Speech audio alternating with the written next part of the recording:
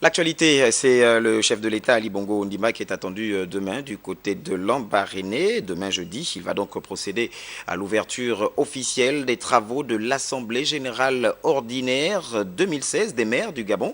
Les assises de Lambaréné vont donc continuer la réflexion sur les questions liées au développement des villes du Gabon. Le point avec la presse présidentielle, le commentaire est de Sébastien Tountoum.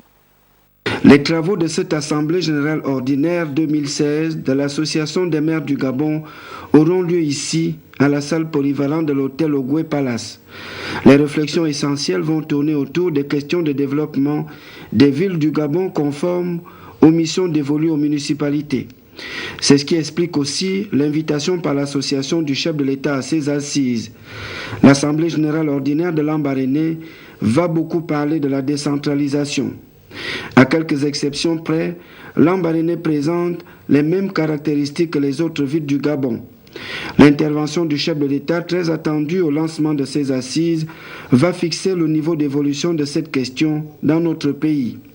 Par le passé, et le plan stratégique Gabon émergent le confirme, Ali Bongo Ondimba a toujours réaffirmé son attachement à la décentralisation pour inscrire une dynamique nouvelle dans les évolutions socio-économiques des villes gabonaises, pourvu que ceci se passe dans les règles de la bonne gouvernance pour l'efficacité de l'action.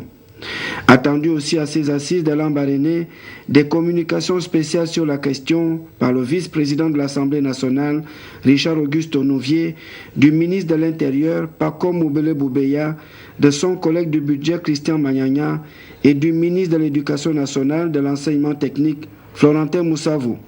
En marge de cette Assemblée générale, le président de la République fera des visites de terrain et notamment une école détruite par un violent orage. Il va rencontrer par la suite les sinistrés regroupés dans un collectif, victimes aussi des violents orages abattus ces dernières semaines dans la zone de Lambaréné.